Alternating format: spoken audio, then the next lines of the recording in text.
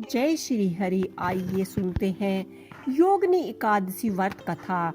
महाभारत काल की बात है कि एक बार धर्मराज युधिष्ठिर ने भगवान श्री कृष्ण से कहा कि त्रिलोकी की नाथ, मैंने ज्येष्ठ मास के शुक्ल पक्ष की निर्जला एकादशी की कथा सुनी है। आप कृपया करके आषाढ़ माह के कृष्ण पक्ष की एकादशी की कथा सुनाइए। इस कथा का नाम क्या है, क्या महत्व है, क्या इसका विधि विधान है, विस्तार पूर्वक मुझे कहिए। श्री कृष्ण जी कहते हैं कि हे पांडव पुत्र, आषाढ़ माह के शुक्ल पक्ष की एकादशी का नाम योगिनी एकादशी है। इसके व्रत से सभी पाप नष्ट हो जाते हैं।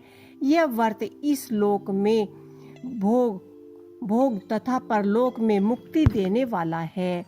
हे धर्मराज, यह एकादशी तीनों लोकों में प्रसिद्ध है। इसके व्रत से सभी पाप नष्ट हो जाते हैं। तुम्हें मैं पुराण में कही गई यह कथा सुनाता हूँ, ध्यान पूर्वक श्रवण करो। कुबेर नाम का एक राजा अलकापुरी नगरी में रहा करता था। वह शिव भक्त था। उनका हेम माली नामक एक यश सेवक था जो पूजा के लिए फूल लाया करता था। हेममाली की विशाल शी नाम की एक अति सुंदर स्त्री थी।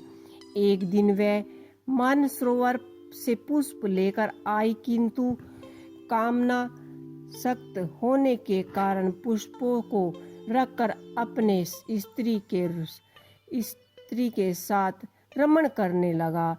इस भोग विलास में दोपहर हो गई। हेममाली की राह देखते देखते जब राजा हेममाली की राह देखते देखते कुबेर को दोपहर हो गई, तो अपने क्रोध पूर्वक अपने सेवकों को आज्ञा दे दी कि तुम लोग जाकर पता लगाओ कि हेममाली अभी तक पुष्प लेकर क्यों नहीं आया। सब सेवकों ने उसका पता लगाया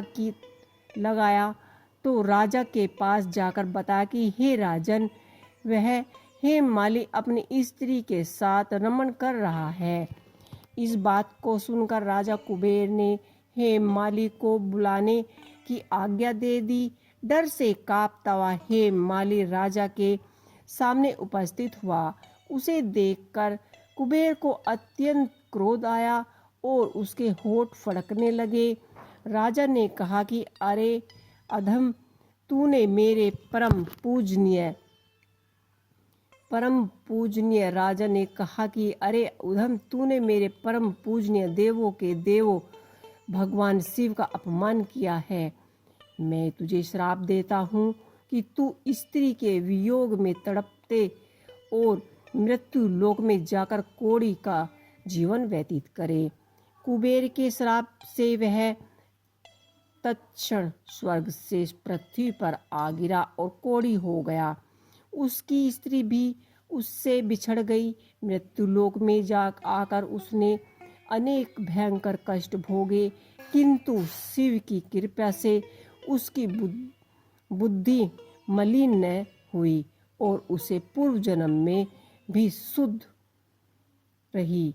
अनेक कष्टों को भोगते हुए तथा अनेक पूर्व जन्म के कुकर्म को याद करते हुए वह हिमालय पर्वत की तरफ चल पड़ा। चलते चलते वह मार्कंडेय ऋषि के आश्रम जा पहुंचा। वह ऋषि अत्यंत बुद्धि तपस्वी थे। वह दूसरे ब्रह्मा के समान प्रतीत हो रहे थे और उनका वह आश्रम ब्रह्मा की सभा के समान शोभा दे रहा था। ऋषि को देखकर हेममाली वहां गया और उन्हें प्रणाम करके उनके चरण में गिर पड़ा। हेममाली को देखकर मार्कंडेय जी ऋषि ने कहा कि तूने कौन से निकृष्ट कर्म किए हैं जिनसे तू कोढ़ी हुआ और भयंकर कष्ट भोग रहा है। महिषी की बात सुनकर हेममाली बोला कि हे मुनि श्रेष्ठ, मैं राजा कुबेर का अनुचर था। मेरा नाम हेममाली है। मैं प्रतिदिन मानसरोवर से फल लाकर शिवजी पूजा के समय कुबेर को दिया करता था। एक दिन पत्नी सहवास के सुख में फंस जाने के कारण मुझे समय का ज्ञात नहीं रहा और दोपहर तक पुष्प न पहुंच सका। तब उन्होंने मुझे श्राप दिया कि तू अपनी स्त्री का वियोग और मृत्यु लोक में जाकर कोढ़ी बनकर दुख भोग। इसी कारण मैं कोढ़ी हो गया तथा पृथ्वी पर जाकर भयंकर कष्ट भोग रहा हूँ। अतः कृपया करके आप कोई ऐसा उपाय बताएं जिसे मेरी मुक्ति हो। मार्कंडेय जी ऋषि ने कहा कि हे माली, तूने सम्मुख सत्य वचन कहे हैं, इसलिए मैं तेरे उद्धार के लिए एक व्रत बताता हूँ। यदि तू आषाढ़ माह के कृष्ण पक्ष की योगिनी एकादशी विधि व्रत करे तो तेरे एकादशी का विधि पूर्वक व्रत करेगा तो तेरे समस्त न कष्ट पाप नष्ट हो जाएंगे। महिषी के वचन सुन हे माली अति प्रसन्न हुआ और उसके वचनों के अनुसार योगिनी एकादशी का विधान पूर्वक व्रत करने लगा।